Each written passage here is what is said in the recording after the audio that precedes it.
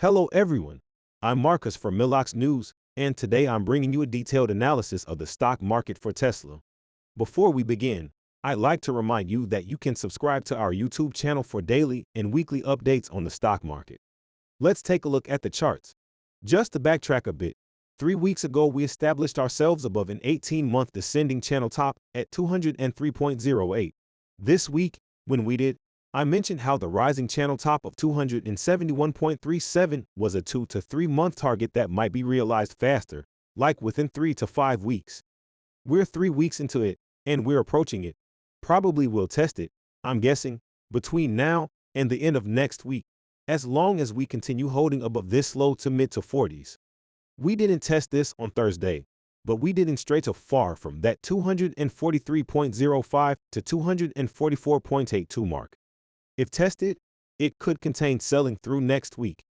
Once tested, we can rotate back up to new highs to the rising channel top of 272.87. This would be an effective target that was, suggested 3 weeks ago. There's also a long-term descending speed line here at 270.49, the weekly channel top of 271.37. This entire area in the low 270s is well suited to contain buying on at least a weekly, possibly monthly basis, and we could fall from here in July-August all the way back to the low 200s, as I've been saying.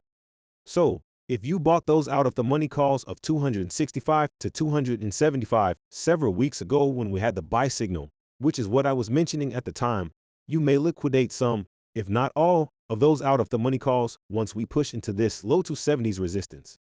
And in turn, perhaps buy 200 out of the money puts that don't expire for at least 3 months.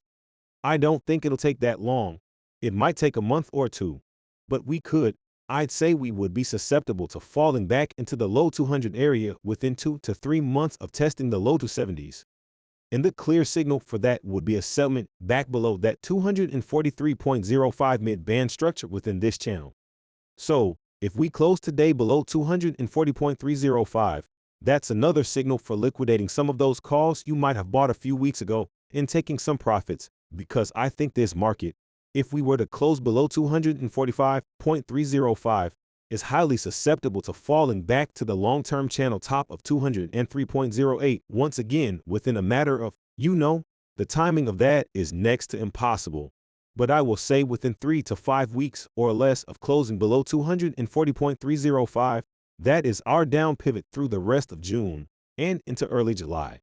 So, if we close below 240.305 and you're long this market and your time horizon is only 3 to 5 weeks, I would suggest liquidating that long position and find a way to get short, whether it's getting short the stock itself for buying 200 out of the money puts that don't expire for at least a month. You may go several months out on that. Until then, I'm not anticipating that downside. What I am anticipating is a Met objective that I think is right around the corner at 272.87 and today 258.15. That's actually a Fibonacci level. Where do I have it properly drawn? I do have it properly drawn here, 258.71. As you'll notice, my support and resistance levels, the high settlement price that was put out on Tuesday, the high settlement price following the January low is 258.71.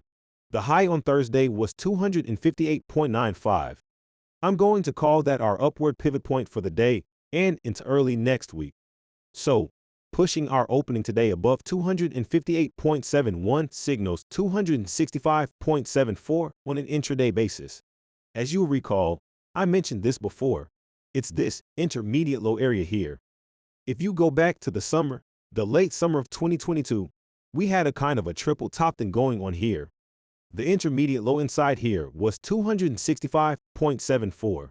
Nothing overly significant, but certainly capable of containing daily buying pressures. And I will also say that if we close today, not above 258.15, hold on a second, but above 258.71, then we should, over the next 3 to 5 days of closing above 258.71, reach the target at 272.87 on the daily chart. 271.37 on the weekly chart. So yes, closing above 258.71, I'm sorry, I have 258.15 here, That is that longer-term Fibonacci level. If we close above 258.15, is that bullish? You could construe it as such, but we did that on Tuesday by a hair and then fell off. So it really is Tuesday's high settlement price, as I said before, of 258.71, that if we close above it, it pivots the market aggressively upward into the lower 270s over the next 3 to 5 days, where once again we can top out on a longer-term basis, and by that time mean through July into August, and fall back into the low 200 area within a matter of a month or two of doing so. Let's talk downside. I do want to cover the possibility of closing below 243.05 today, and 229.62 would be expected Monday or Tuesday of next week. But as I said, over the next several weeks, 3 to 5 weeks, we should continue into the very low 200 area that would include 210.33, a new long-term rising 1/3 speed line. So, if you see it lower right here, if we close below 240.305, my target becomes 203.08 to 210.33 within a matter of 2 to 3 weeks. And we've got decent levels on the way down for day traders, 229.6 in particular. But once again, closing below 240.305, I'm anticipating the 203.08 to 210.33 region within a matter of 2 to 3 weeks. Inversely, holding above 240.305 maintains this 272.87 2 to 3 month objective that should be realized between now and the end of next week. And the last thing I will say, which is a repeat, is that closing above Tuesday's high of 258.71 should yield that 272.87 level within just another day or two of trade. That would put us into early next week, and we'll take it from there. We'll be back Tuesday. You know, Monday is a holiday, so it's a long weekend. We'll be back Monday afternoon with Tuesday's Tesla. Thanks for watching. Please click like, share, subscribe, and check out our channel. That's all for today. Have a great Friday.